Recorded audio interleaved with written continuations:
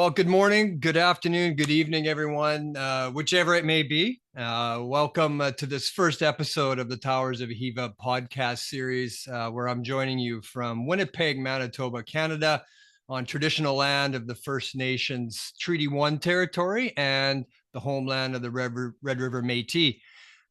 After almost 30 years working as a consultant around the world in sustainable development and resilience, I published my debut fiction novel, Towers of Hiva, earlier this year in 2025.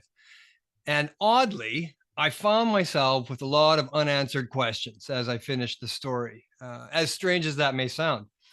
One of the big picture insights that emerged from the story was that throughout history, society's technological maturity appears to consistently outpace our emotional maturity, often leading us down dark and risky paths. For lack of a better term, I've been referring to this as a social maturity gap.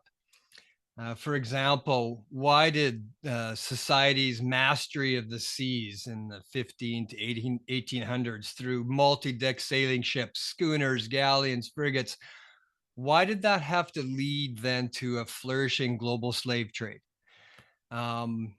How and why, for example, did sophisticated interconnected financial markets and unregulated over-the-counter derivatives in the 90s lead to a subprime mortgage crisis and global financial chaos in 2008?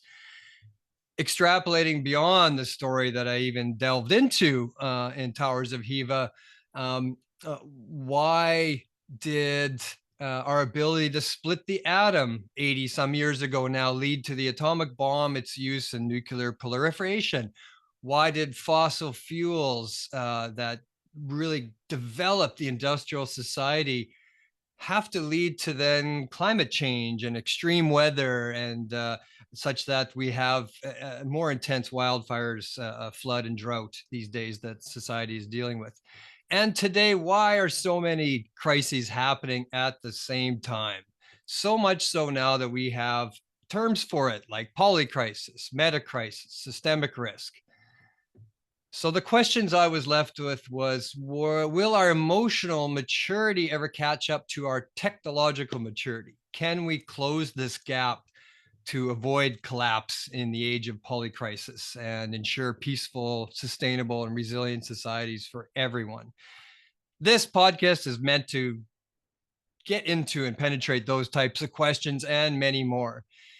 And with that, I am super excited that we are joined today by Sarah Hendel-Blackford, Director of Systemic Risk Policy and Response with the United Nations new Accelerator for Systemic Risk Assessment, ASRA.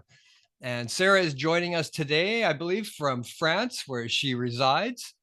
And I had the distinct honor of doing research and consulting work for Sarah in the past, including both her current role at ASRA and also in her previous posting with the United Nations Office for Disaster Risk Reduction in Geneva. Welcome, Sarah. I'm so happy to chat with you today, and thanks for joining us. Thank you, Darren, and I'm honored and delighted to accept your invitation. I'm super excited. So let's just jump right in and maybe get some personal context, I guess, to help our listeners sort of get to know you better. Can you tell me a bit about, I guess, maybe your personal and career journey that brought you to this current stage where you are focused on systemic risk and the responses to systemic risk? Yeah, sure. Thanks, Darren. I think it was the best way to describe it is a long and winding road that led me to systemic risk. And I would say it started out as a kid. I was a real kind of climate change activist from the age of about 9. So at the time, I joined Greenpeace, I joined WWF, and that's the Worldwide Fund for Nature, I should clarify, and the Whale and Dolphin Conservation Society. And that was my first foray into kind of me as a 9-year-old, what agency do I have? How can I start to change things? I mentioned I grew up in the UK, and back in the day, UK was part of the European Union. So we're going back 20 years now. And if you wanted to do anything on environmental legislation, that was all decided at European level because pollution is transboundary. It makes sense to work together, cooperate internationally. So I worked both at the European Commission and the European Parliament on environmental legislation, including climate change legislation. I moved back to the UK after a few years in Brussels and worked for the UK government at central and for the local government association to see kind of how does that work, that cooperation of implementing stuff at national level, working with local authorities. And then, yeah, I guess to cut a long story a little bit short, I was then super curious to see how the private sector did projects around climate change and environmental things. Do they do things faster? Are they more focused? So I then moved to be a classic consultancy role, independent climate change consultancy for 11 years, specializing in impacts of climate change and how we adapt to them. So resilient supply chains, critical infrastructure and such like. But got very frustrated that often, depending on the problems of the day and the government of the day, years of projects that I could have been leading for many years got shelved because there was another crisis that was nothing to do with climate change, that was demanding resource, or there was economic recession, or there were other concerns. And so I moved to the UN Office for Disaster Risk Reduction, as you mentioned, where you and I had the great fun working together, to really kind of, I guess, take my climate change hat off and work out what transferable lessons in the 20 years that I've been working on climate change could apply to a whole host of other hazards. So how could they help reduce the risk of disasters from a range of hazards, be they man-made, technological, biological hazards, which is the work of UNDRR. And so that was a really great and challenging role to come out of that climate change specialism, if you like, and try and work out, okay, what can we all learn together, regardless of the risk and the hazards we're facing? What can we do to improve our resilience? And that, if you like, it was then that I realized that many of these seemingly independent hazards that we look at often are deeply interconnected. There's a kind of causal entanglement there where many hazards are linked, which got me into this thing called systemic risk. And that into ASRA, the Accelerator for Systemic Risk Assessment, which was set up just a couple of years ago, where I was lucky enough to apply for the job as Director of Systemic Risk Policy and Response, which, if you like, was the natural kind of conclusion from all that whole path beforehand, in terms of really digging in much deeper to the interconnected nature of some of these systemic risks. Sir, that was brilliant. I already knew you, and now I know you even better. I mean, you've seen these things from a lot of different angles, given the different roles you've had. So that obviously gives you a distinct advantage to understand these things. And I really love how you've came to that sort of sense that there is this entanglement of things. There are these risks and these issues that are really stretching attention and resources of decision makers, and that there's an entanglement. And I really now have a better understanding too of your keen interest in agency, and how that is just plays a super important role in understanding and responding to systemic risk. So that was actually super enlightening for me. So thank you very much for that. I guess a bit of an extension to that, then I'm also curious, can you elaborate a bit on the genesis of the United Nations Foundation's Accelerator for Systemic Risk Assessment, to the ASRA network, as it's referred to many times, just so for our listeners, and perhaps maybe expand, is there a sort of an understanding, a basic definition of systemic risk for the listeners? Yeah, absolutely. So just a little bit about what ASRA is, and then I can talk about the network. So as I mentioned, ASRA stands for the Accelerator for Systemic Risk Assessment, and it is an independent initiative hosted by the UN Foundation. And we really are trying to advance the field and practice of systemic risk. We're looking to advocate for transformative action, really to navigate the harms, away from the harms of systemic risks. So looking to radically rethink risk and mainstream systemic risk assessment and risk response in both current and future decision making. And in terms of the genesis of the ASRA network, I would say this goes back now to before I joined ASRA. Our executive director, Ruth Richardson, when she started this new initiative, this independent initiative, I think about coming up to 3 years ago, with just herself and a laptop, she conducted a listening tour.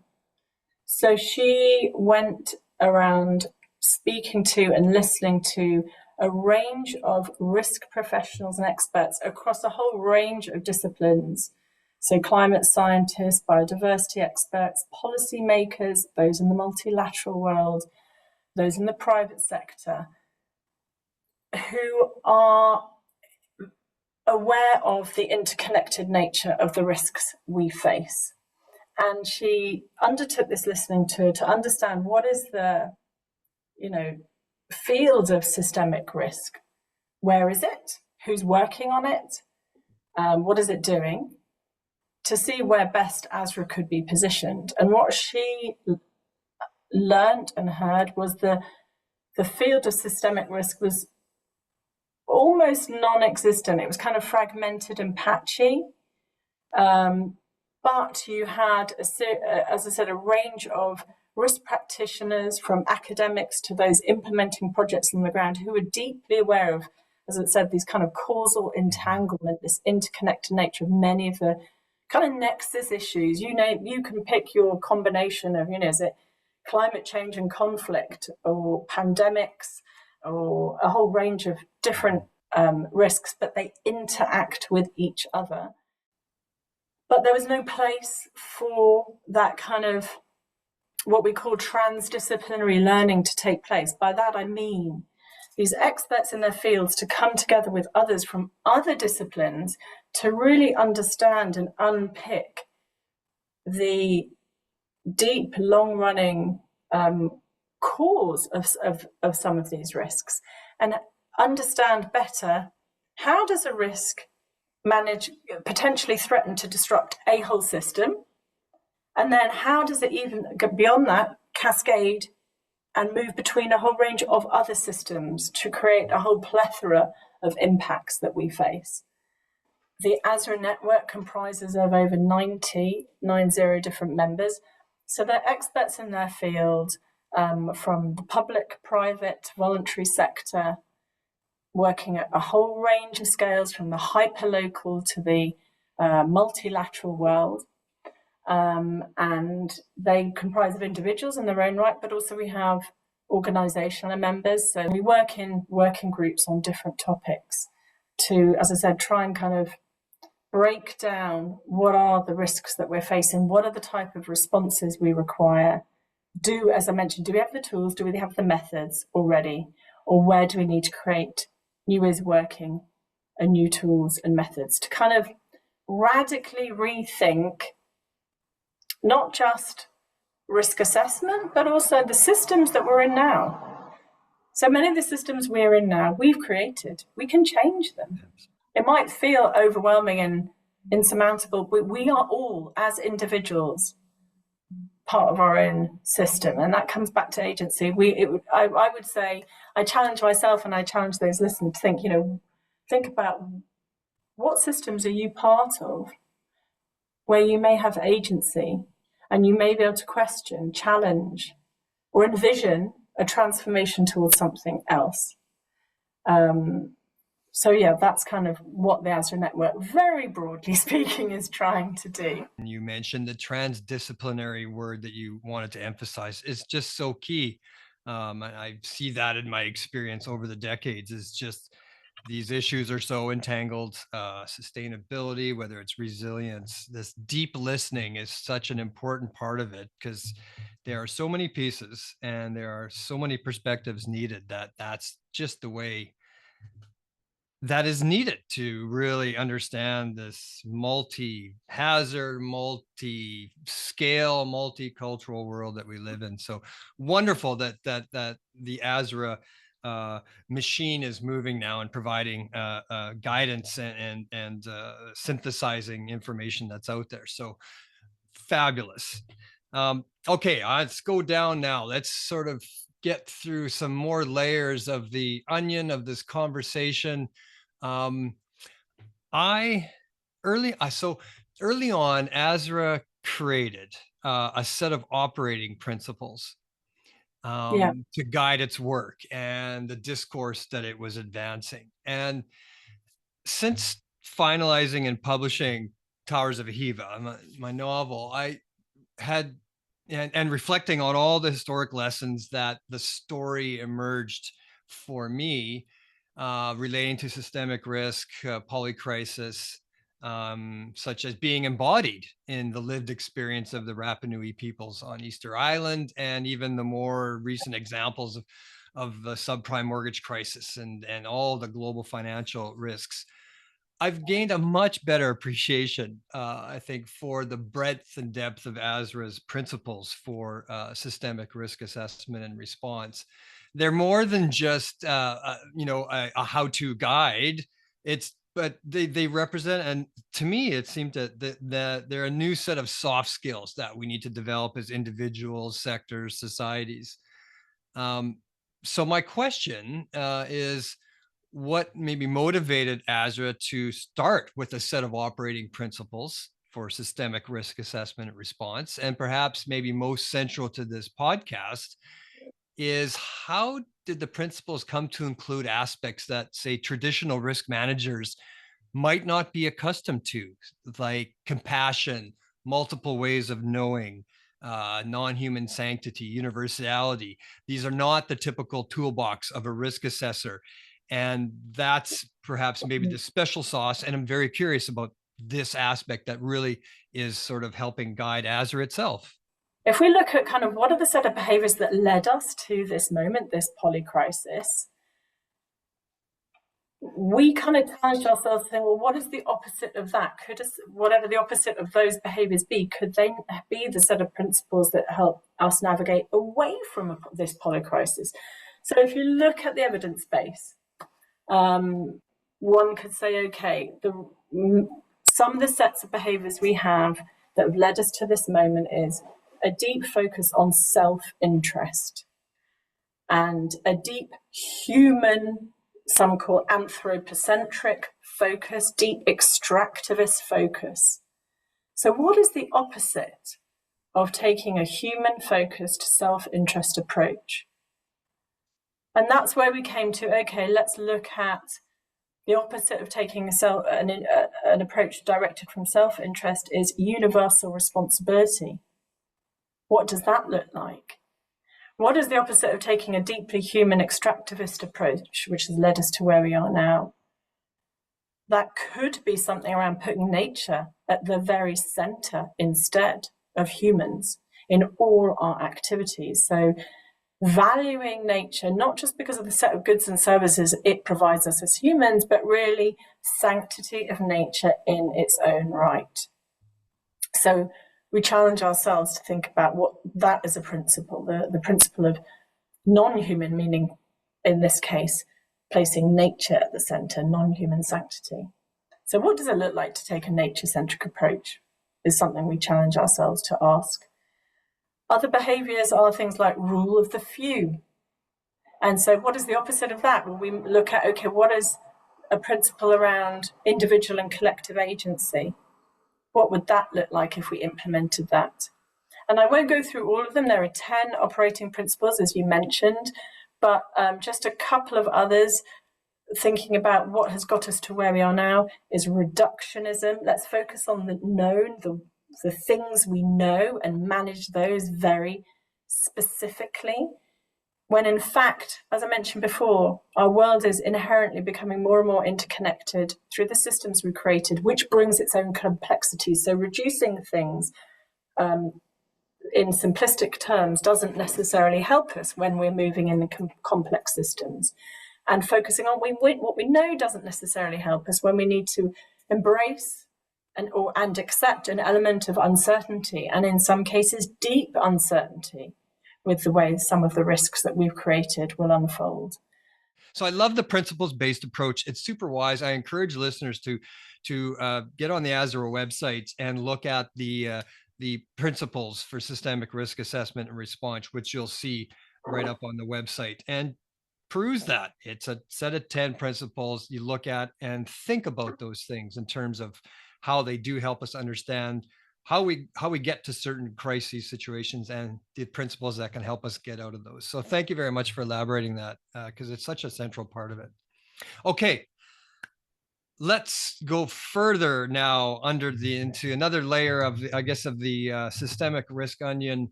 I love that. Yeah, you direct ASRA's work to discover and share examples, case studies of systemic risk response. How have groups, how have individuals, how have organizations responded to different types of systemic risk in a multi-hazard world?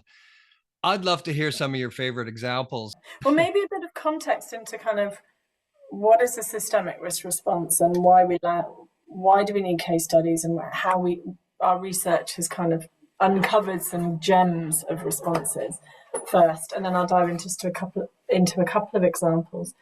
As you mentioned, so my work is around identifying examples of systemic risk response, and what we mean by that is any action, so it can take place at any level, hyperlocal through to international, that seeks to mitigate, prepare for, adapt to, and transform away from the harms of systemic risk. So that it may be in some cases, and this is what we've uncovered in our research, actions that weren't necessarily ever designed to address this thing called systemic risk, but in how they've been designed and how we're seeing some of the results, we see that they are in fact systemic risk responses. And I have two real focuses in terms of my work on systemic risk response at ASRA. One is, having spoken to network members, we really needed to identify examples that exist now that we can learn from. Where are they? What is a systemic risk response? What does it look like at the local level? What does it look like at the international level? What can we learn from it? What can we upscale, outscale, replicate, adapt, and so forth? But also, crucially, which I'll come on to maybe later if we have time, what new novel responses do we need to imagine that which don't currently exist yet, to help navigators and transform systems and navigators away from this polycrisis? So one of the very strong examples that we came across is the work of Dixon Chibanda. So he's based in Zimbabwe. He's a psychiatrist. And I came across his work many years ago and was delighted to be able to uncover it more in researching it in this context. He is the founder and pioneer of what is called the Friendship Bench, which started in Zimbabwe. It started just under 20 years ago, I believe. So the context at the time is Zimbabwe was facing decades of psychological trauma that was born out of poverty, genocide, violence, conflict, HIV epidemic, which you can imagine the combination of all those things really inflicted an immense psychological toll on its people, covering and moving across multiple generations. And at the time, there was a complete lack of mental health infrastructure at the national level as well. Dixon was one of a handful of psychiatrists at the time, and he began working with, I think it was about 14 elders who are kind of affectionately known as grandmothers, so elders within their communities, training them to deliver cognitive behavioral therapy, CBT, to community members in villages, so in those communities. And simply by working with these elders, training them in these techniques, and placing those individuals who are respected and known in their communities on benches in community spaces. And it was an open invitation for anyone to come and sit down and talk about their mental health. However, the terms around mental health at the time were considered to come from sort of more the medical profession, and in some cases can be stigmatized. So really adapting that to the local context. So these elders knew which questions to ask about if people are thinking too much in terminology and language that enabled people to open up. And this is how it's really, like many incredibly effective inventions, simple but so effective and so thoroughly thought out. And this service that's been delivered at the community level addresses depression, anxiety, social isolation, and also suicidal ideation through talk therapy and peer-supported groups. And it's had really an incredible impact in terms of transformation. So a big part of what we look at is systems transformation and transformation in terms of impacts and outcomes. And now there's been a whole range of peer-reviewed studies on Friendship Bench and its impacts. And here we are now. And the latest, when I last spoke to Dixon, was there are over 3,000 trained health workers across Zimbabwe working in over 70 communities. They've served over 700,000 people, which has reduced depression and suicidal ideation by 78%. And it's not just those 700,000 people. Remember, I said mental health, it really can affect multiple generations, whole families, affect the livelihood of those family members who have caring responsibilities. So you can imagine, I'm going cold now just talking about it, the benefits that brings when you manage to effectively treat that many people. And what's really beautiful about this, it is now, coming up to 20 years later, being in the process of being handed over to the national government. So being supported by that. It is also, Dixon's worked really hard to spread Friendship Bench to other countries, such as other countries across Africa, so Kenya, Malawi, Zanzibar, but also in the US, El Salvador, the UK, Vietnam, amongst others. So it's a really powerful one, but that's just one example. So I love that you've highlighted this example, and to see how successful it is and how it's leaned on sort of the cultures that have a real strong respect for elders and the respected members of their community, for members to be able to go seek them out, to have these conversations. And the powerful part about it too, this example, is it's literally a bench. Yes. It's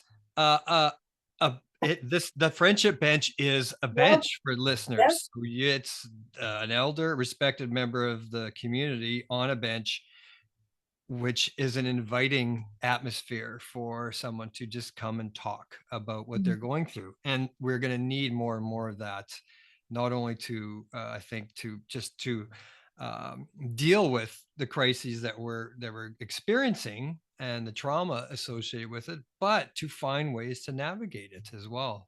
So thank you for sharing that one. It is a super powerful example, and I'm glad you've had a chance to highlight and share that through the ASRA experience. What is sort of maybe ASRA aspiring toward through its streams of work on these case studies, to really help move the needle on our understanding of how to avoid these sort of crises, but then navigate once we're within them? We have developed an open access web-based tool, which anyone can access now. And that tool is called STEER. And STEER is the systemic tool for exploring and evaluating risks. And you have two kind of pathways. You can choose, okay, what does systemic risk assessment, how would I undertake that? What does that look like? And then it moves you through a series of steps to undertake systemic risk assessment. Or if you're interested in understanding how do we create systemic risk responses, or how effective is my work at addressing systemic risks, and is it a systemic risk response, and where could it be better strengthened, you can then go to the systemic risk response part of the tool. So that is something that, as I said, will be launching its full version in October. But as part of that, these case studies are just one supporting part of that. But I would say, I know we're running out of time. If I have one last thing to say, it's the place, the really important place for the imagination in all of this. We talked about, what behaviors got us to this polycrisis, what behaviors maybe can help us navigate away from the harms of polycrisis, but we also need a solid ability to vision or envision what we want to transform towards. Because if we can envision it, dream it, we can start to design it, build it, implement it, test it. And so there's a really important part for futures, foresight, for the imagination. And I say that very seriously because I know that in kind of our sort of Western world, our imaginative muscle can be hard to exercise. In other communities, I would say less so, but we have tried it. And there's something, again, on our website about the power of future and foresight methods that can be used to help us imagine future systemic risk responses that can help navigate us away from the mess we're in now. And that is something we're looking at very seriously in terms of what skills and what capacities and what responses do we need to start to ideate, conceive, test, imagine now. And that's a really important part of our work, especially if we want to, as I said, to get to that kind of systems transformation. We don't want to be tweaking systems that are harmful to us. And that is really important, that transformation piece. Well, I think I really, really like how you brought it full circle back to the creativity element being such an important part of the whole process, and part of the special sauce even going forward. And I do appreciate too that you brought up the foresight aspect. Given that that's something that I work with quite a bit in with communities in their understanding of risk and how to sort of navigate it going forward. It's a process I went through in the writing of Towers of Hiva, in fact, using foresight to really understand the drivers of change that were out there. And so we'll be trying to help package that for other writers to sort of get into their creative juices even further in a more sort of complex and structured way. Sarah, thanks for the insights on the principles from ASRA, sharing with us your journey, providing some really powerful examples, and then some practical tools that ASRA is putting forward. Just thank you for taking the time to share your perspectives, expertise. So much to do, so little time, it seems, and the urgency is just so acute right now. So it's understandable why there's so much attention right now put to making sense of all this. I do wish you and ASRA all the successes in your research and action. The world quite literally depends on it. And so to everyone out there, thank you for listening to this inaugural podcast episode of Towers of Hiva. Stay tuned to the Novel Futures YouTube channel for this and other episodes, and also to the website for upcoming information.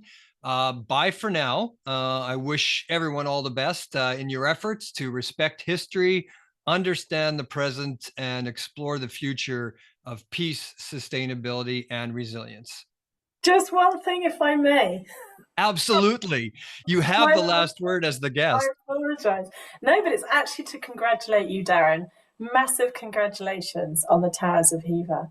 I am really loving and enjoying reading it.